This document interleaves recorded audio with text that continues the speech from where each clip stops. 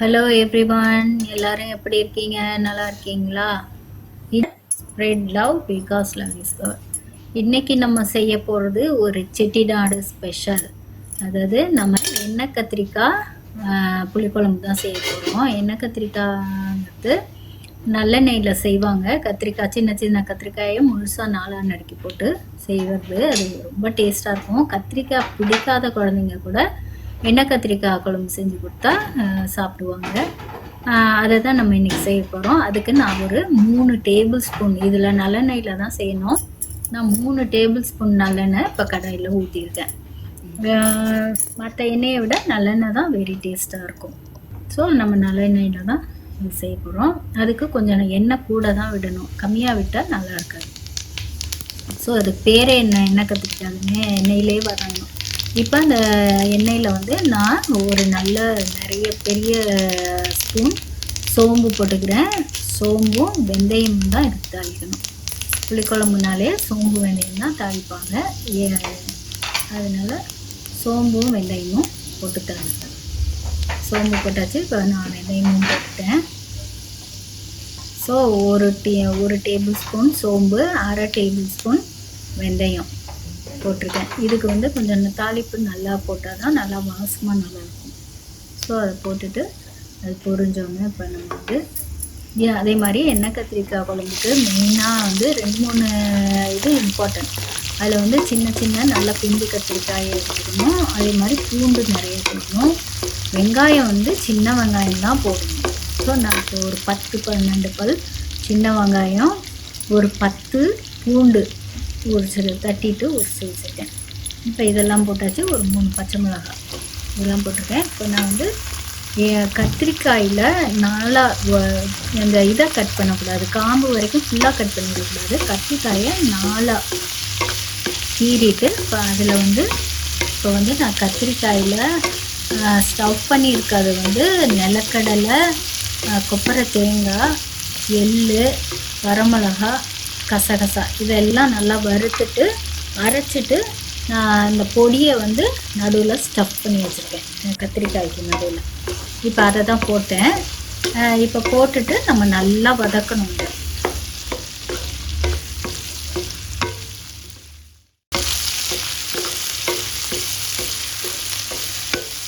இப்போ வந்து கத்திரிக்காய் நல்லா சுருளை எண்ணெயிலே வதங்கணும். அது வரைக்கும் நம்ம வதக்கிட்டே இருக்கணும். அதுக்குனால தான் இதுக்கு எண்ணெயிலே அந்த கத்திரிக்காய் வதங்கினா தான் நல்லா டேஸ்ட்டாக இருக்கும். இன்னும் கூட சில பேர் செட்டிநாட்டிலே சில பேர் வந்து இதை எண்ணெயிலே போட்டு பொரித்து எடுத்து செய்வாங்க. ஆனால் எங்கள் வீட்டில எல்லாம் எண்ணெயில் தான் வதக்குவாங்க. இப்போ இதில் ஒரு பெரிய தக்காளி வந்து நான் நல்லா பொடியாக கட் பண்ணி போட்டு சின்னதாக இருந்துச்சுன்னா 2 தக்காளி போடலாம். எது பெருசாக இருந்ததுன்னா ஒரு தக்காளி போட்டு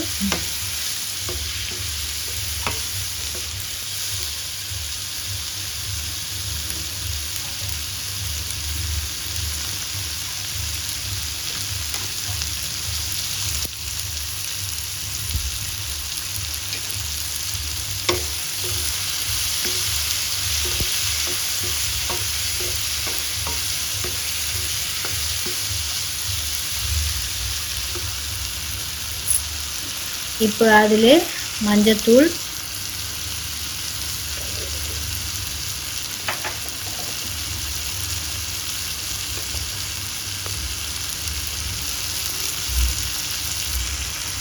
உப்பு ஒரு ஸ்பூன் போட்டுப்போம். ஒரு ஸ்பூன் போட்டு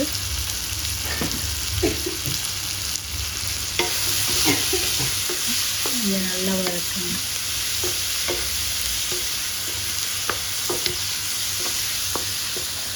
இப்போ நீங்கள் பார்த்தாலே தெரியும், நம்ம போடும்போது நல்ல பர்பிள் கலரில் இருந்த கத்திரிக்காய் இப்போ வதங்கி எந்த கலருக்கு வந்துருச்சு பாருங்கள். இந்த மாதிரி தான் நல்லா எண்ணெயிலே வதக்கிடணும். அப்போ தான் டேஸ்ட்டாக இருக்கும்.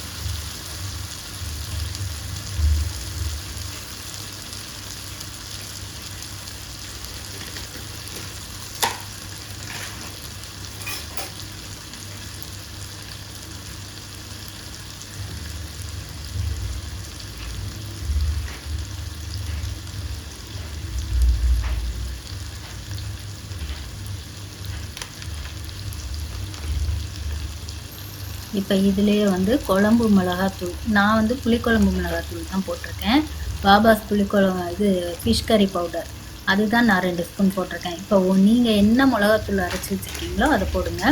ஆனால் இது தனி மிளகாத்தூள் இல்லை. தனி மிளகாத்தூள் நீங்கள் போட்டிங்கன்னா 2 ஸ்பூன் தனி மிளகாத்தூளுக்கு 1 ஸ்பூன் வந்து கொரியாண்டர் பவுடர், அதாவது தனியாத்தூள் போடணும். மஞ்சத்தூளும் உப்பும் நம்ம ஏற்கனவே போட்டோம். ஸோ நான் இப்போ போட்டிருக்கிறது பாபாஸ் இது ஃபிஷ் கறி பவுடர் 2 ஸ்பூன் போட்டிருக்கேன். இப்போ நீங்கள் வந்து புளிக்குழம்பு தூள் அரைச்சி வச்சுருந்தீங்கன்னா அதில் 2 ஸ்பூன் போடுங்க, 2 டேபிள் ஸ்பூன். இல்லை தனியாக தான் நாங்கள் போட போகிறோன்னா 2 ஸ்பூன் மிளகாத்தூள், தனி மிளகாத்தூள், 1 ஸ்பூன் தனியாத்தூள் இதை போட்டு கிளறுங்க.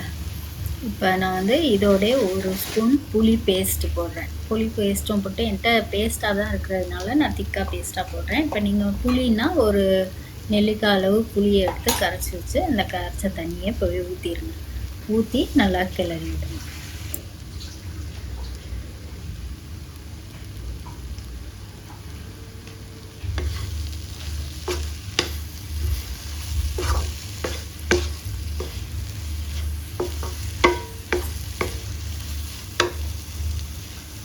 இப்போ இதிலே நமக்கு தேவையான அளவு தண்ணியும் ஊற்றிக்கலாம். தண்ணியும் ஊற்றி நல்லா கிளறி விடுங்க. தண்ணி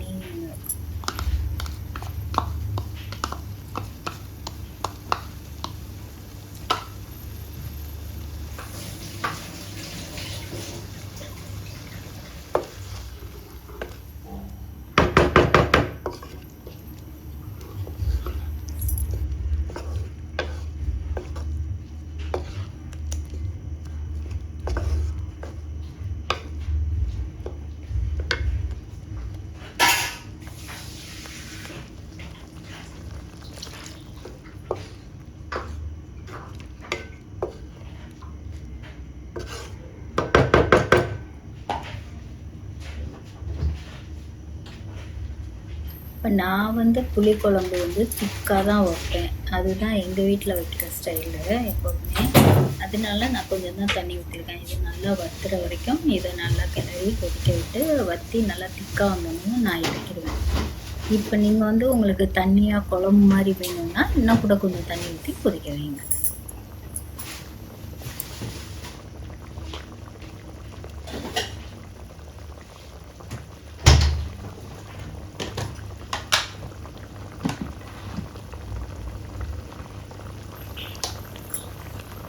இப்போ இதோட கருவேப்பிலையும் போட்டுக்கலாம்.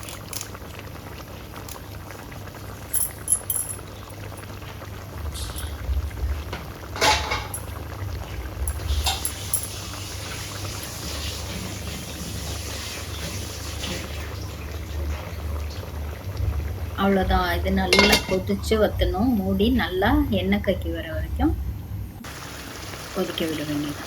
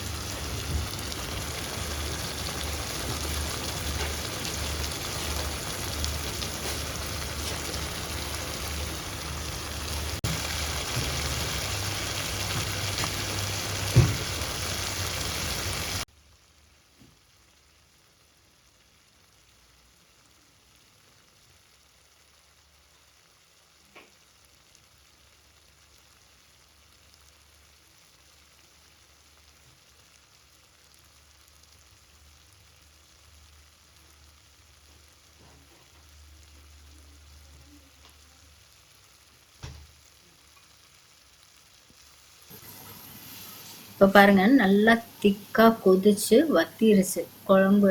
காயெல்லாம் நல்லா வெந்துருச்சு, நல்லா சுருண்டு வந்துச்சு. இப்போ வந்து குழம்பு ரெடி ஆயிடுச்சு. நம்ம எண்ணெய் கத்திரிக்காய் குழம்பு இஸ் ரெடினோ. இப்போ வந்து நம்ம இதில் நல்லெண்ணெய் பச்சையாக 2 ஸ்பூன் விடணும். இது வந்து ஃபைனல் டச். இது பண்ணால் தான் இந்த குழம்புக்கு ரொம்ப டேஸ்ட் கொடுக்கும். அப்போ டெலிஷியஸ் டேஸ்டி எண்ணெய் கத்திரிக்காய் குழம்பு இஸ் ரெடி. நான் பார்க்கவே எவ்வளோ அப்படியே இப்போவே சாப்பிட்ணும் போல் எனக்கு நாக்கெலாம் ஊற ஆரம்பிச்சிருச்சு. ஸோ ரொம்ப டேஸ்ட்டாக ரெடி ஆயிடுச்சு. இப்போ நம்ம இதை வந்து சுட சுட சாதத்தில் எடுத்து போட்டு பிரட்டி சாப்பிட்டோம். சும்மா வெறும் சுட்ட அப்பளம் வச்சுக்கிட்டு சாப்பிட்டாலே போதும். சுட்ட அப்பளம்னா இப்போ யார் சுடுறா, ஜஸ்ட் அப்பளம் பொரிச்சு வச்சுக்கிட்டு சாப்பிட்டாலே போதும், அவ்வளோ டேஸ்ட்டாக இருக்கும்.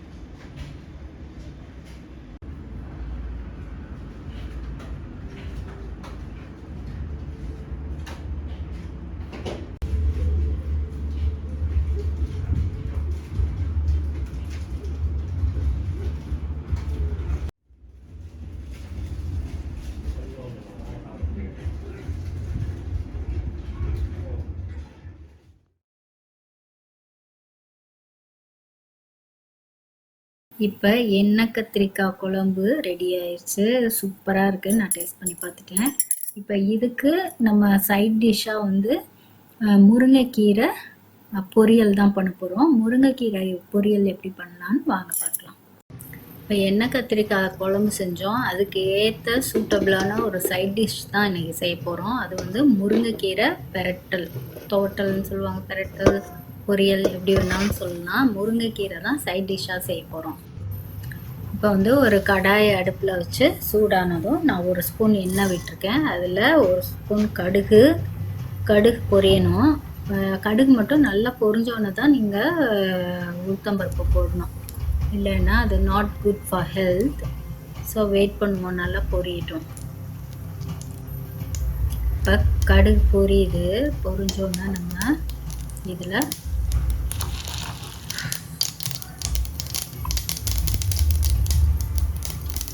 1 ஸ்பூன் உளுத்தம்பருப்பு போட்டு, உளுத்தம்பருப்பு இதுக்கு கொஞ்சம் கூட போட்டிங்கன்னா நல்லாயிருக்கும். எங்களுக்கு ரொம்ப பிடிக்கும் இதில் உளுத்தம்பருப்பு கூட இருந்தால். இப்போ உளுத்தம்பருப்பும் நல்லா செவந்துருச்சு. இப்போ இதில் பெருங்காயத்தூள் போட்டுக்கலாம். இப்போ வந்து அதோட வரமிளகா போடுறோமோ, மிளகாயை நான் 2ஆக கிள்ளி போடுறேன். இப்போ மிளகா போட்டு உங்களுக்கு எவ்வளோ காரம் வேணுமோ அதுக்கேற்ற மாதிரி 1 or 2 போட்டால் போதும். அதோட இப்போ வந்து வெங்காயம் நறுக்குனது போட்டு, கொஞ்சம் நல்லா பொடியாக நறுக்கின வெங்காயம் போட்டு இப்போ நல்லா சாட்டே பண்ணிகிட்ருக்கோம். இப்போ வெங்காயம் ஓரளவு கொஞ்சம் வதங்கினோன்னே ரொம்ப ப்ரௌனாலாம் ஆகணும்ல, லைட்டாக கண்ணாடி பதம் வந்தோடனே நீங்கள் வந்து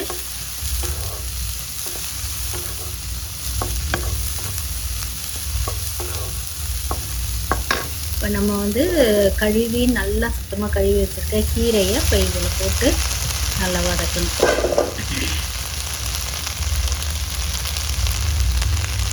கீரை வந்து நான் நல்லா அரைச்சிட்டு ஒரு 2 தடவை தண்ணியில் கழுவி வச்சுருக்கேன். காரம் கீரை போடும்போது தான் நிறைய இருக்கிற மாதிரி இருக்கும். முருங்கைக்கீரை மட்டும் பொதுவாகவே கீரை வந்து வெந்தோன்னே சுருங்கிடும். அதுலேயும் முருங்கைக்கீரை பொசுன்னு இருக்கும், வெந்தோன்னே நல்லா சுருங்கிடும். முருங்கைக்கீரையை நம்ம ரொம்பவும் வேக வைக்கக்கூடாது. நான் ஏற்கனவே ஒரு வீடியோலேயே சொல்லியிருக்கேன். வெந்து கெட்டது முருங்கை, வேகாமல் கெட்டது அகத்தின்னு சொல்லுவாங்க. ஸோ ரொம்ப வெந்துச்சுன்னா முருங்கைக்கீரை நல்லா இருக்காது. ஸோ நம்ம ஒரு பதமாக சுருண்டு வந்தோடனே இதை ஆஃப் பண்ணிடலாம்.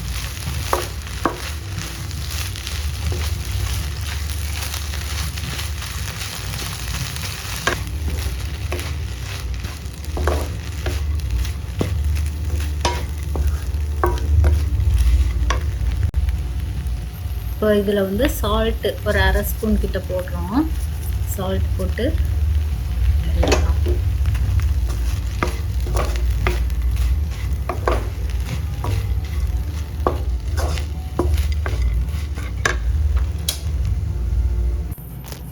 இப்போ இதோட ஒரு 2 டேபிள் ஸ்பூன் கிட்ட நம்ம திருகின தேங்காய், கிரேட்டட் கோகோனட் போடுறோம். அது போட்டு நல்லா, நான் ஃப்ரோசன் தான் வச்சுருக்கேன், ஃப்ரீஸ் ஆனதுனால அது கொஞ்சம் கட்டியாக இருக்குது, கொஞ்சம் நேரத்தில் உருந்துடும். ஸோ அதை போட்டு நல்லா கிளறிக்கலாம். அவ்வளோதான், அவர் டேஸ்டி டெலிஷியஸ் முருங்கைக்கீரை ஆல்சோ ரெடி. இது வந்து கோஸ் வெல் வித் த எண்ணெய் கத்திரிக்காய் குழம்பு, ரைஸு அண்ட் முருங்கைக்கீரை பொரியல். இதை வச்சுட்டு சாப்பிட்டோம்னா ரொம்ப சூப்பராக இருக்கும். முருங்கைக்கீரை இந்த மாதிரி செஞ்சு பாருங்கள், ரொம்ப டேஸ்டியாக இருக்கும்.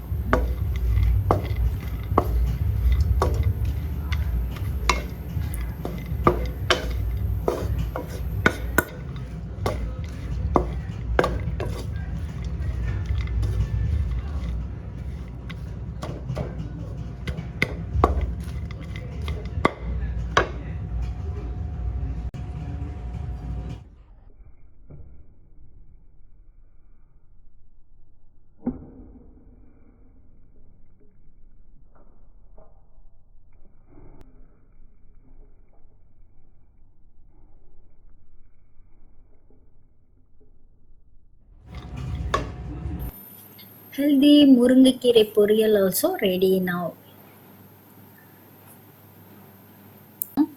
கட்டாயம் நீங்கள் எல்லாம் செஞ்சு சாப்பிட்டு பார்த்துட்டு எப்படி இருந்துச்சுன்னு உங்கள் கமெண்ட்ஸை சொல்லுங்கள். Thank you very much for all my subscribers. எனக்கு சப்ஸ்கிரைப் பண்ணி சப்போர்ட் பண்ணுற அனைவருக்கும் எனது மனமார்ந்த நன்றிகள். I am very grateful. See you in another video. Until then, bye from Kanman Geeta Chandrasekharan. Bye.